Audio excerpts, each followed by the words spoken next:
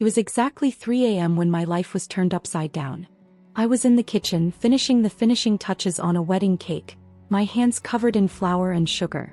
The sweet smell of baking filled the room, but the message that appeared on my phone screen made my heart freeze. Don't worry about coming home. I've changed the locks. Your things are on the front lawn. Enjoy the night by sleeping in your car. It was Nathan. He had chosen to end our 12-year marriage this way.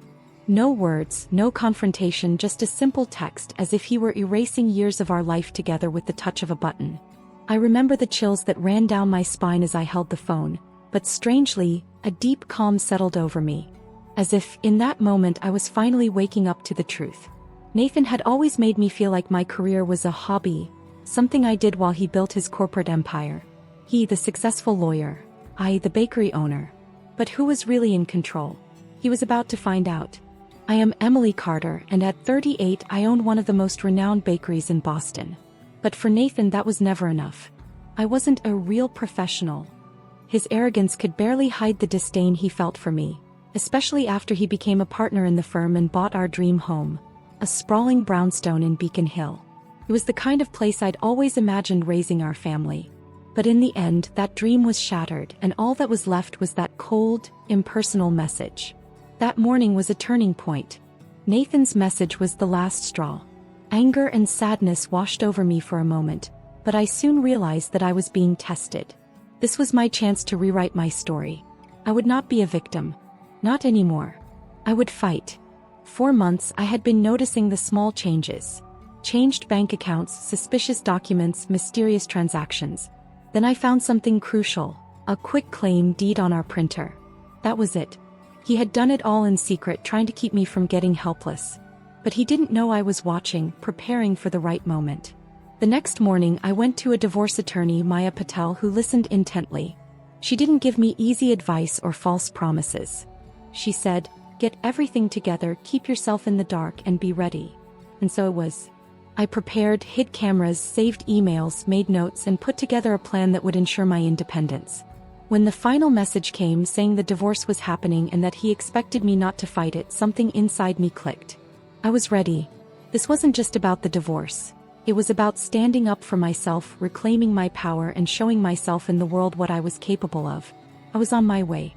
I went to the apartment I had rented in secret, a small refuge, a symbol of my autonomy. Every step I took brought me closer to freedom. What Nathan didn't know was that behind my delicate hands molding sugar and flowers, I was creating something much bigger. My own story, the story of a woman who rose after being knocked down. And it was at that moment that I realized something even more powerful. My bakery, my art, my dedication, all of these have always been what defined me. Not Nathan's words, not the standards he tried to impose on me. I don't play with sugar, Nathan.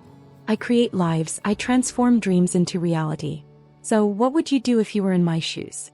How would you react when the whole world seemed to collapse around you? Remember, strength comes from where you least expect it. And sometimes, adversity is the fuel for our most powerful transformation. If my story touched you in any way, share in the comments what you learned or what you would do in a similar situation.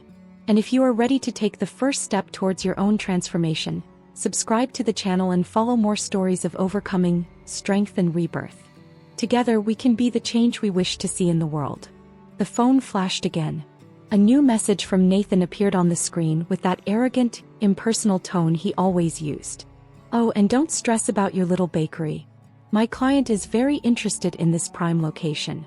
And I've already told my family that you had a mental breakdown. They are so sympathetic to you. Your mother always said you could do better than a baker, and finally, maybe if you had gone to law school instead of wasting your time at that culinary institute, you would understand what you really signed." I took a deep breath, not allowing his words to shake me. Instead, I took screenshots of each message and saved them in my evidence folder, a folder that was growing increasingly robust. I knew the battle was just beginning. So I picked up the phone and called Maya, my lawyer. "It's time for him to try to block everything and claim that I signed a quick claim deed," I said calmly. Maya paused, then in her clearest voice replied, "Perfect. I'll file a motion for an emergency hearing as soon as court opens." Emily, I don't think Nathan has any idea what's about to happen. The tension in the air was growing palpable, but I knew exactly what to do. I ended the call and opened my laptop, I had everything ready. In my home office, the cameras were rolling. The video was clear as day. Nathan sitting at my desk trying to mimic my signature, practicing every curve until he could forge my name on the quitclaim deed. The date and time were stamped, leaving no room for doubt. But that was just the beginning. I had more. 4 months, I'd been gathering evidence.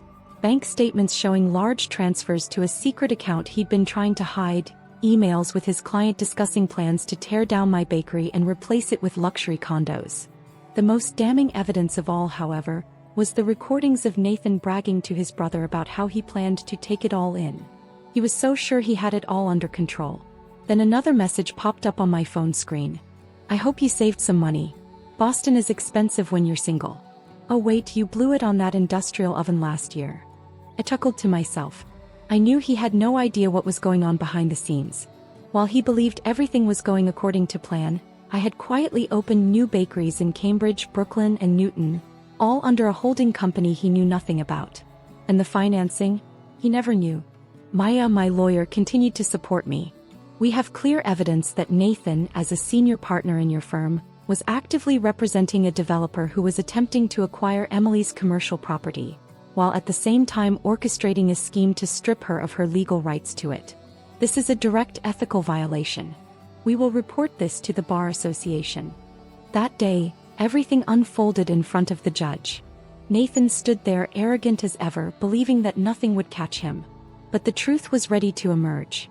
The judge, with a cold expression, looked at him and said, "Have a seat, Mr. Carter." My attorney placed another thick folder on the bench, and Maya's words echoed in the courtroom. In addition, we have correspondence proving that Mr. Carter conspired with his client to force Ms. Carter out of her leadership role over the bakery business site. However, she paused and with a confident smile, slid another document forward. Ms. Carter doesn't just own the bakery space. She owns the entire building through her company Carter Holdings LLC. In fact, she owns several commercial properties throughout the greater Boston area, all financed through her highly successful bakery business. I looked at Nathan at that moment and I could see the surprise and disbelief on his face. He was playing a game he thought he controlled, but I was playing a much smarter game. And I had won. The moral of the story, folks, is clear. Never underestimate the strength and wisdom of a woman who knows what she's doing. When you think you've lost everything, you can turn the tables with calm, strategy, and the will to fight for what's yours. Nathan didn't know that true strength lies in patience, preparation, and the power to act intelligently. Now I ask you, how many times have you felt like you were losing control of something important in your life? And how many times have you thought that a difficult situation was the end? Know that, just like me, you too can turn the tables and prove that true strength comes from your ability to reinvent yourself. Share in the comments how you deal with challenging moments. And if you're ready to learn how to play this game smarter, subscribe to the channel and don't miss any of our inspiring stories. We will rise together and conquer the impossible. Nathan's face drained of color, his bravado crumbling in the face of reality. With each word that emerged from my lawyer's mouth, the weight of the lie and betrayal weighed more and more heavily on him. I calmly turned to look at him, remembering all the condescending remarks he had made over the years about my hobby work, as he called it. And now here he was, standing before me with no escape. My lawyer continued to leaf through another set of documents, each page a silent sentence of his defeat. Our financial records indicate that Ms. Carter's bakery generates annual revenues well into the 8 figures, substantially more than Carter's salary as a partner in a law firm, he read aloud. In fact, Ms. Carter has been the primary financial provider throughout the marriage. And Mr. Carter, your attempt to conceal this when you applied for the mortgage on your Beacon Hill home did not go unnoticed. The judge, his expression uncompromising and cold, surveyed the evidence before turning his piercing eyes on Nathan. "Mr. Carter," he began with icy calm, "would you like to explain why you forged your wife's signature on a quitclaim deed?" Nathan's lawyer whispered something frantically in his ear, but he simply pushed the man's hand away in a gesture of despair. "Your Honor, this is clearly a fabrication," he stammered, trying futilely to salvage what was left of his reputation. But the judge was not fooled. "The footage is time-stamped and verified," my lawyer interjected smoothly. "In addition, we have uncovered evidence of financial misconduct. Mr. Carter embezzled funds from the joint accounts. Mrs. Carter meticulously documented each unauthorized transaction. The judge's expression hardened.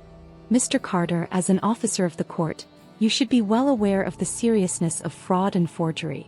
I am issuing an immediate freeze on all shared financial accounts, pending forensic review. In addition, I will be granting Ms. Carter's request for a restraining order, preventing you from accessing the marital residence, effective immediately. Nathan, visibly panicked, stepped forward to protest, but his attorney's voice cut him off, as if desperation had already taken hold. "The house is mine," he shouted. "I own it." But my attorney, undeterred, said with a small smile, "The property is owned by Carter Holdings LLC. Ms. Carter's company provided the full down payment and has covered all mortgage payments since the purchase. Carter's name does not appear anywhere on the deed." It was as if a light bulb went off in Nathan at that moment. He had spent years bragging about having his dream home, never bothering to check the details.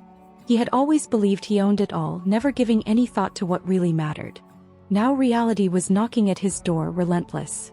"That's impossible," he muttered, his voice shaking. "She's just a baker," the judge interrupted coldly. "Actually, what you don't realize is that she's not just a baker. She's built a multi-million-dollar business and now owns a substantial real estate portfolio." Nathan, unresponsive, sank into his chair. Then silence fell over the courtroom, until the sound of his phone vibrating cut through the air. He hesitated before looking at the screen. Immediately his color drained and he went pale. I knew exactly what he was seeing. The same message I had sent to his entire company with the video of him forging my signature, alongside emails detailing his plan to use his position to force me out of my own building. The courtroom was completely silent, except for the sound of Nathan's heavy breathing, now aware that he had lost and that perhaps for the first time he had underestimated the strength of a woman determined to protect what was hers. Now more than ever the truth was clear. Nathan thought he could control everything with his arrogance, but he never imagined that true strength lay in the patience, planning, and courage of a woman who knew where and how to play her cards. The only thing left for him to do was face the consequences of his mistakes. And you, what would you do if you were in my shoes?